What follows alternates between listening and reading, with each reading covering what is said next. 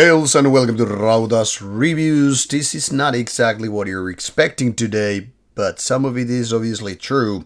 This is a split release by two underground acts. One of is, of course, more known and more famous and infamous than the other, but both are still very much clinging to Finnish underground. So, let's welcome Goatmoon and Dead Reptile Shrine, which are here with a split CD. On the CD itself, you will see Black Goat of Goatmoon doing a little bit of licking on a so-called, what do you call it, the mushroom. I don't even remember the Latin name, but you know what, the kind of a fly trap thingy. And here you have the CD inlay with, Goatmoon, Summerforest, and Dead Reptile Shrine. And as you can see here, Goatmoon has just one track, Dead Reptile Shrine a little bit more, overall length being about 42 minutes, and about half of it goes for Goatmoon, and another half, of course, Dead Reptile Shrine. Here's the Black Goat doing a little bit of a pose here in the forest. So as you can see, now everything is maybe what you might be thinking of, super serious. And now when people are thinking, yeah, it's once again that band with far right thoughts. I mean, technically speaking, sure. Does this indicate it anyways? Not so much. Which kind of puts us in the interesting page. Not everything is always that what you said about Transformers back in the days. Everything is not what it seems, or more than meets the eye. That was the quote I was going for. And when I said the fly trap thing, obviously that is not the name of the mushroom given here. I know already people are writing the comments. I'm just thinking, the name. You can figure it out.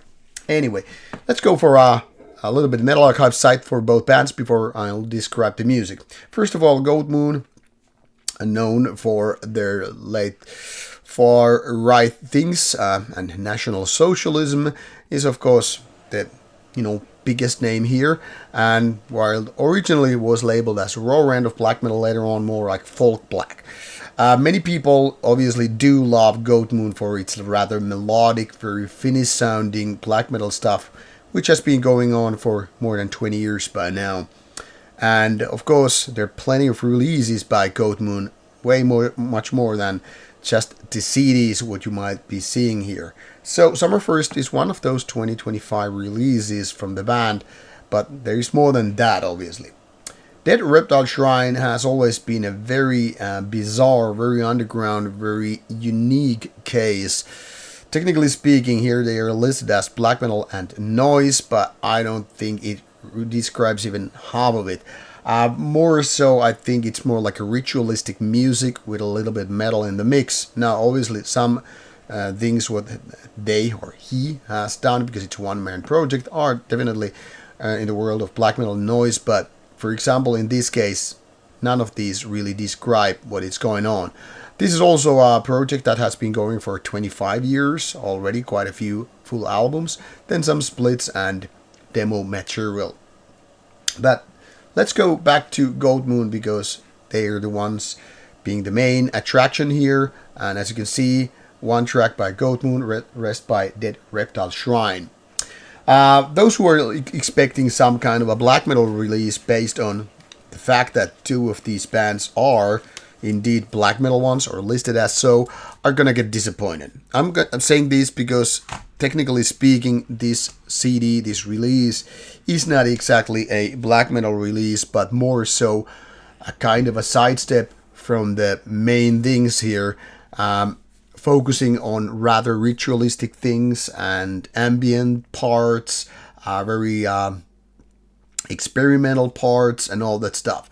But Goatmoon is kind of a blending together in this particular case metal stuff, obviously, which they're mostly known for, and also some synthesizer music, which I guess a lot of people would just describe, it's Goatmoon gone Burzum, the later era, meaning either you call it just Dungeon Synth or you just call it synthesizer music, because let's be honest about it, Dungeon Synth is very, very, very much more nearer term to describe this kind of stuff, as opposed to how it was back in the 90s when a lot of these synthesizer music albums or keyboard played music ones were more akin to, say, video gaming music back in the days.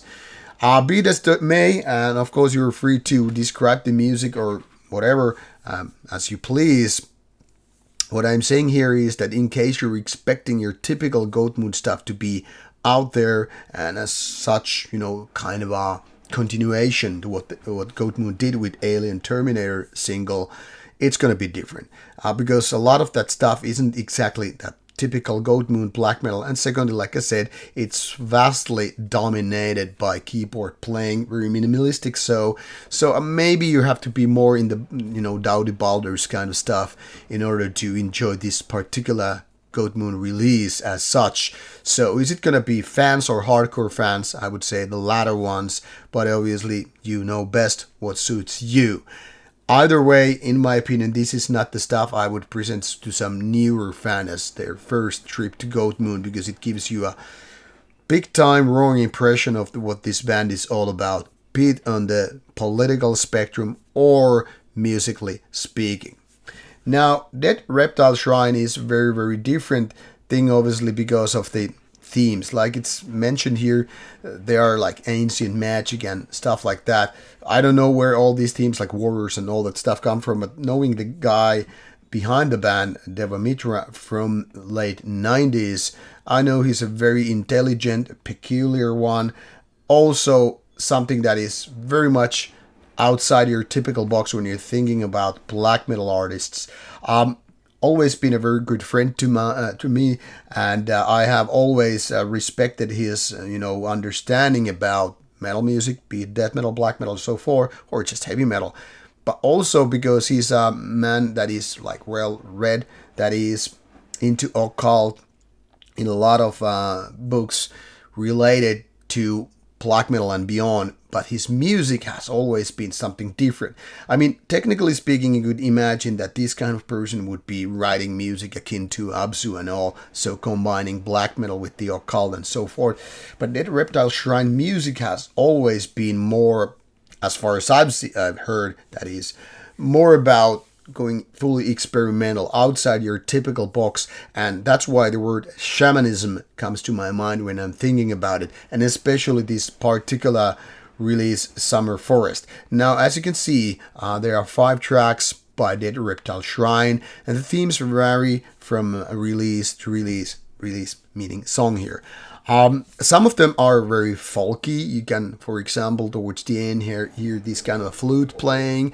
But then again, there are parts which are not described here by your typical instruments. I mean, you might hear some kind of a tapping akin to drumming, but not like, snare and splash crash kind of a thing. And then there are riffs which are more like kind of figuring out, hey, I want to include a little bit heavy metal here, but it's not like full heavy metal songs are here presented, more like riffs which are very demo-ish, both in sound and style, how they are performed.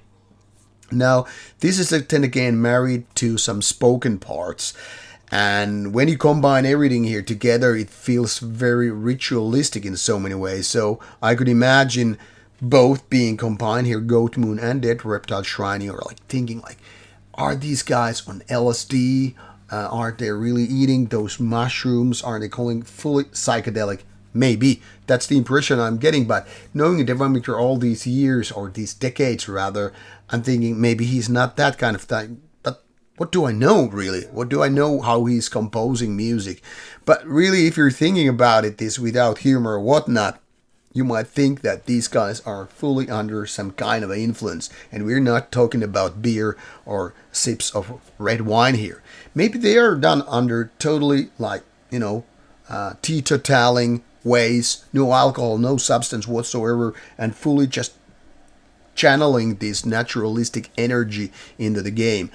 But if I had to guess, not knowing these guys, for instance, I would say, yeah, they're totally tapping into some substance abuse and letting this into full, like, subconscious doing the talk, maybe channeling the forest spirits and whatnot, and then just let the music do the talking. So, spoken parts, ambient parts, transcendental parts with, folkier things, and a little bit metal and all. That's pretty much what this album is all about. So if you expect a metal release, you're gonna be disappointed. If you expect some kind of a ritualistic, shamanistic kind of a channeling, that's pretty much what's going on with this release. So very much for hardcore fans of Goatmoon and maybe already existing fans of Dead Reptile Shrine, because they do know what to expect instead of for typical metal. Not for everybody, very, very marginal release, and as such hard to box it in terms of quality and all. I know I'm not really the kind of a core audience for these kinds, so I'm not gonna say big fancy praising words about it, but I do think this is a very interesting release. It's just something totally different, and that makes it even more interesting. So if I got you interested, probably you have to go for it and try to find it on maybe YouTube. There are no official Bandcamp links or Spotify, whatever for you. And if even YouTube fails you, consider, with my words, buying this directly from the label, because that's probably the best source for the CD and whatnot. Now, off you go, you figure out for yourself, and links are provided to this Metal Archive site in the description box. Nothing else, because there are no social media pages for these bands as it is, so you have to do your homework by yourself, not through me this time. Obviously, go give it a chance if you can, and enjoy.